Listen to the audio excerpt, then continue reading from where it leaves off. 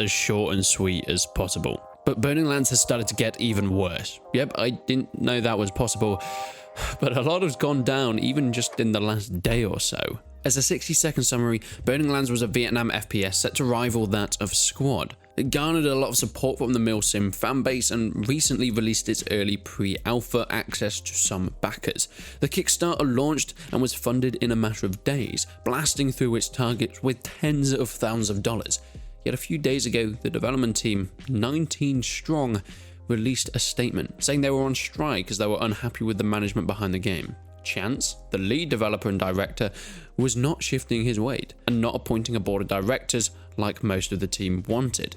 He says he tried to come to a deal with the developers that were on strike, but they didn't want to talk. So now the future of the game is in limbo. I say limbo, okay, at this point Burning Lands is pretty much down and out. When in my introduction I did say Burning Lands was a Vietnam FPS game, because as far as I'm aware, and what I really think is it's not going to come back. I say that, despite all of this, Burning Lands 20 hours ago, as all this striking was going down, released a developer update on their Kickstarter about deployables. And everybody got so confused, not knowing if they were carrying on with development. Maybe this was something that was just scheduled, but the fact that there is so much controversy around this title, where nobody knows if it's going on anymore, where the developers are on strike and the lead dev is not really giving much more information on it. Is it still going? I mean, the Kickstarter's still up. You can still go and donate to it, and not just that, they've now released a new developer blog about the game. I'm assuming that wasn't the devs, but Chance, the lead himself. But there's more to delve in here.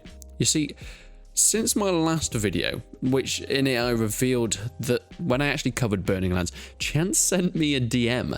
At first I thought it was supposed to be, oh, thanks for covering the game, here's a key to the early access, you can record some gameplay. Something that happens quite a lot with developers because it's kind of the two-way relationship that YouTubers and devs have. No, that wasn't what it was. He was actually trying to sell me into the early access. Yes, $65 for that early access backer package on Kickstarter. Since then, it turns out it wasn't just me. I think Shermanator, the YouTuber, has also mentioned it, but also Moydog, a channel with over 200,000 subscribers and 3.2 million monthly views.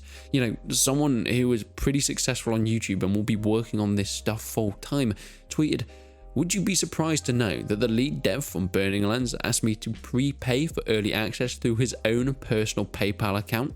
Yeah, this thing has scam written all over it, and it's been like that for years." He then goes on to make a full video revealing some extra stuff about Chance, where Chance had been messaging him privately, asking him to make certain videos on certain developer blogs, asking to make monthly updates on his channel. And let's be fully transparent here.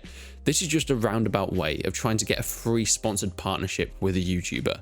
Chance has done it by hiring volunteer developers and now is attempting the same with his advertising. There's a way that sponsored posts work on YouTube. If you see a 90-second thing at the start of a video, as much as I hate to say it, let's say Raid Shadow Legends, they will be paying a fair bit of money, sometimes thousands, let alone a full dedicated video where the entire video is about this sponsor. And Chance is offering some screenshots and gameplay in return. I mean, I respect the hustle, but it does speak volumes to the begging. I've had actually a similar thing in the past on my main channel. I play a lot of Mount & Blade 2 Bannerlord, and when I cover a mod, sometimes I'll get modders in my DMs asking me to post frequent videos to promote their mod, as if I'm like a spokesperson for them now, a free walking advertisement. And it makes absolutely no sense. It's actually just kind of a grim attitude. Moydog said this, and I felt the same on my main channel. If I'm making a video on your mod or on your game, and you come to me then saying, "Can you now make more?" and you keep pestering me to make more and more videos, it completely just puts me off ever wanting to touch that product again. You do worse for your advertising than you ever thought you would. In my own personal experience, you can tell that people that do this sort of thing are the same kind of person. They're always a little bit just mentally immature and hate it when things don't go their way. This Chance guy, the lead dev of Burning Lands, is asking content creators to make promo videos on his game, not just for free, but also asking us to send him $65 to his personal PayPal. And I went in my last video at why there is no business set up for this huge game that's garnered tens of thousands of dollars. Or at least, has it? Because it delves a little bit deeper now, because there has been some fallout to this.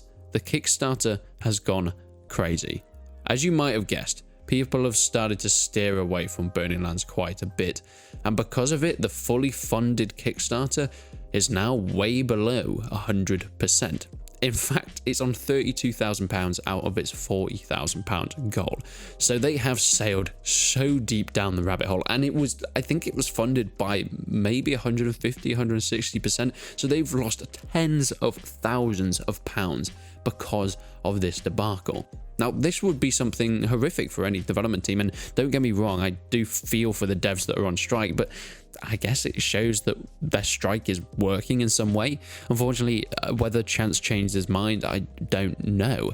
There's always this debate on, well, we don't know the intimate sides of both people here. Is Chance in the right? Are the developers in the right? But we can take a little bit of a look at our best speculation. You see, the statement that Chance released is written with weird grammatical and spelling mistakes. He called the developers self-entitled babies or something along those lines when they went on strike.